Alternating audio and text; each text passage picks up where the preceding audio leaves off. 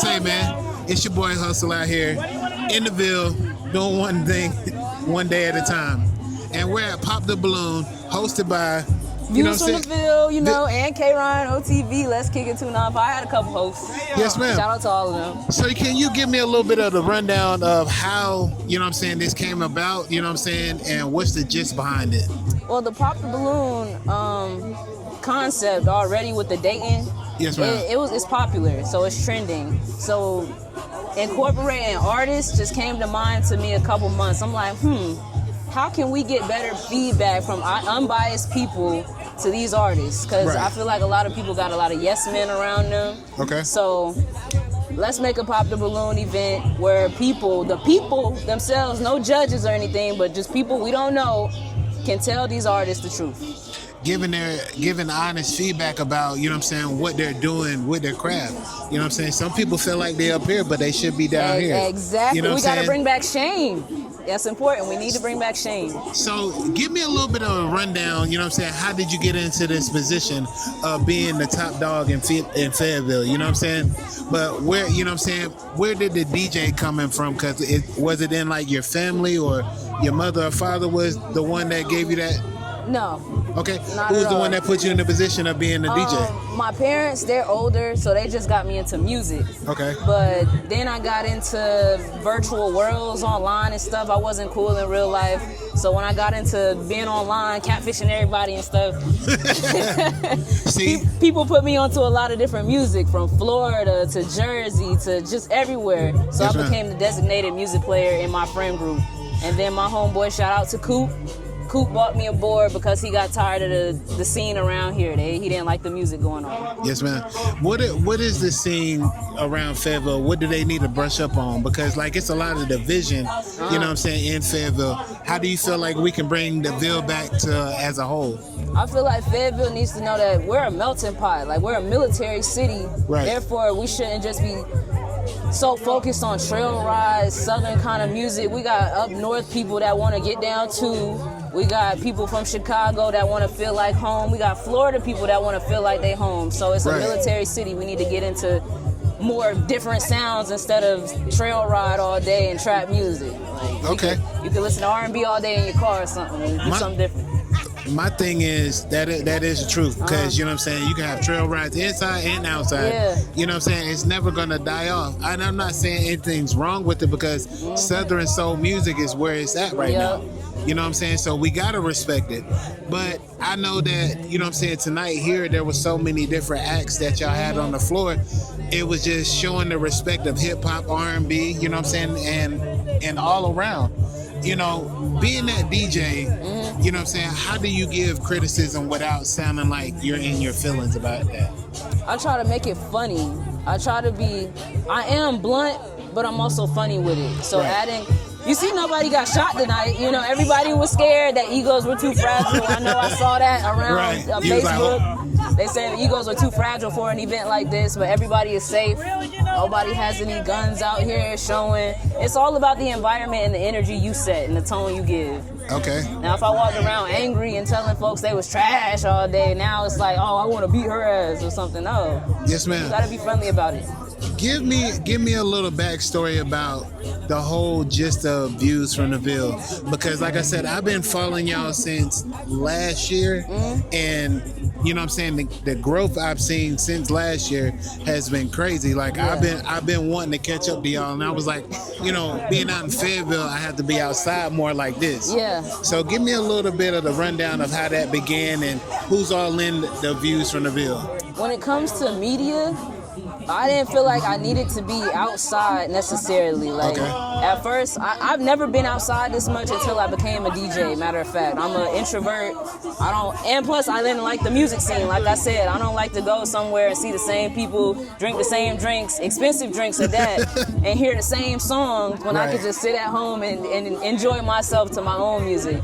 So now that I'm on the scene becoming a DJ, but also being Views from the Ville, I'm able to promote the clubs and my events. An event like this is the first one, and it had a great turnout. Like, I'm very impressed with myself, because I'm not a promoter. I'm just the promotion. But yeah.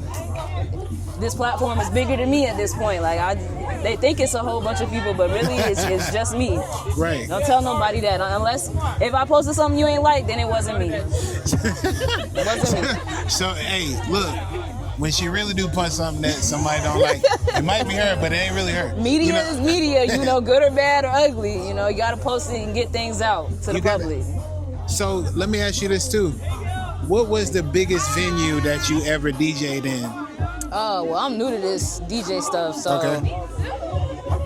The biggest venue, I don't know. I played at Aladdin's. I played for stuff like this. Whenever people hit me, like I just come out, or even the showcases and things. Like, yes, ma'am. I think being a female DJ is very rare. So I'm trying to get out there and have people realize, hey, you got a DJ and you got Views from the Ville promoting you. Right.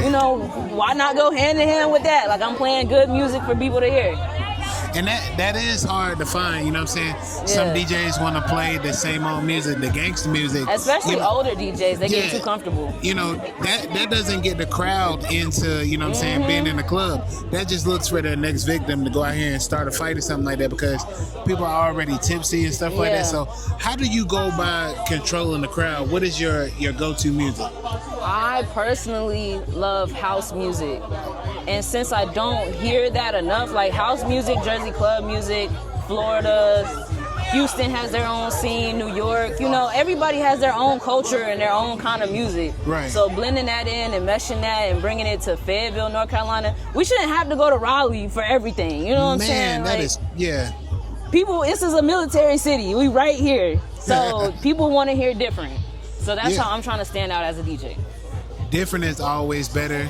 You know what I'm saying? Not being on the same wave as everything. Yeah. Because I would say there was a point in time where we looked up and drill music was the everything that came on the radio.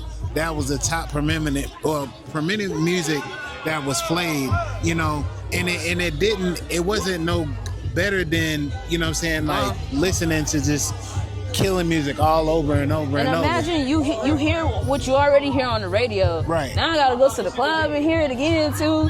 And as a DJ, you have to be creative. Put it on top of another beat or something. Make it something new that people haven't heard before by mixing it. We don't hear enough mixing around here. I don't know what mix you had, but it was a mix where you blended. It was like an old school and a new school song together, and it was at the women's. Now thing. that attracts both crowds. Yeah, so I was just like, to me, you know what I'm saying, being the age that I am, I'm not gonna say it, but you know what I'm saying, just being in that age of like, okay, somebody know what they're doing on these turntables right. and stuff I've been like trying that. to tell folks. I've been trying to tell people, but you got to show people to believe.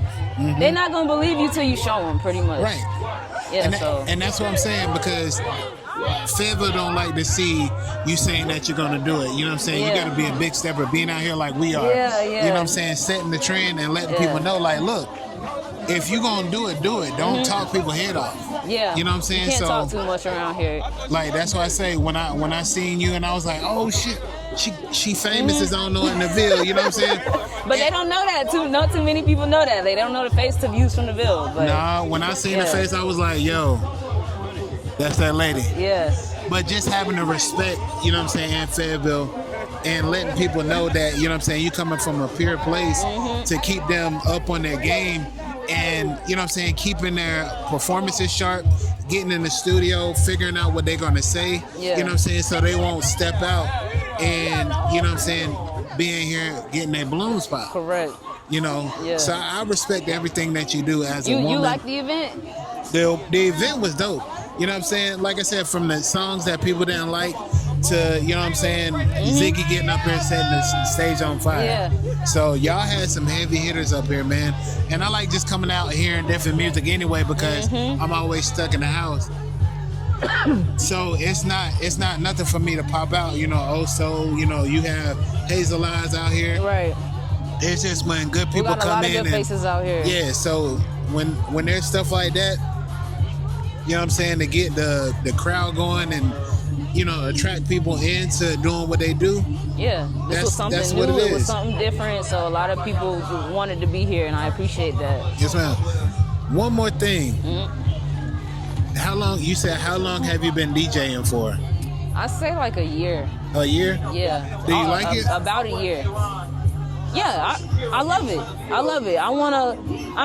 Older DJs make me feel like I need to know how to scratch or something. Like right. I need to be touching the tables or something. But now we're in a new era and new days. That don't really matter to the people that's listening or the consumers, you know what I'm saying? They just want to hear good music. They want to hear something different. They want to hear something new. That's it. So I'm going to be pressing these buttons until I learn how to do something for real. But as long as I'm creative with it, I'm happy. So you got to start somewhere. Give somebody some advice, you know what I'm saying, to carry with them, you know what I'm saying, when they want to become a DJ, you know what I'm saying, an artist, you know what I'm saying, doing media. What would you tell them? I would tell them to... I got another show tomorrow. Hold on. Give me 1 minute. I would tell them to Are you good? stay in their own lane. You know, you can't be watching somebody else do something and be like, you know what, they already doing that. I don't need to be doing that, you know? Right. You can't, comparison is what, the joy of thief or something, the thief of joy or something like that. Something they say in the Bible.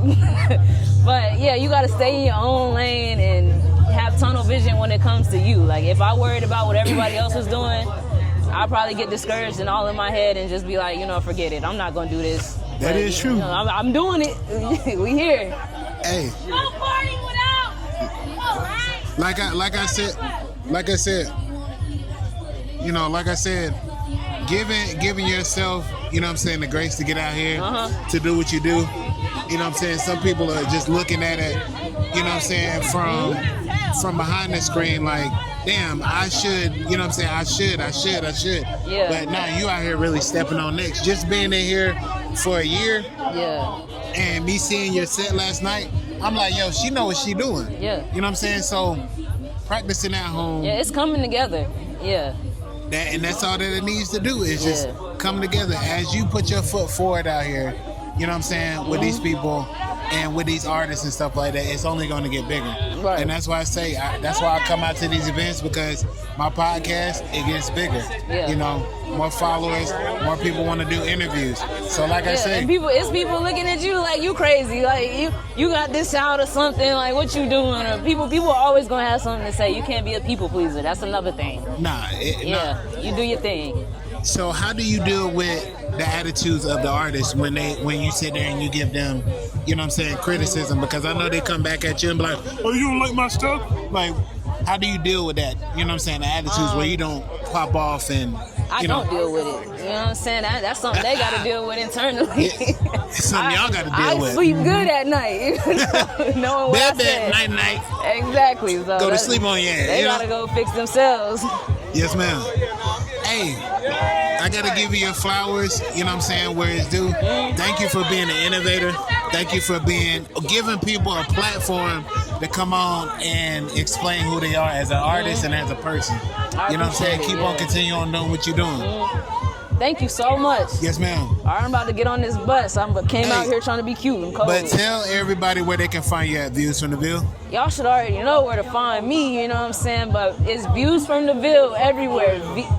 I don't even feel like spelling it, but Views from the Ville on Instagram, Views from the Ville on Facebook. You'll find me. You'll definitely find me. And Shakira on Instagram and everywhere else. Yes, ma'am. Hey, look.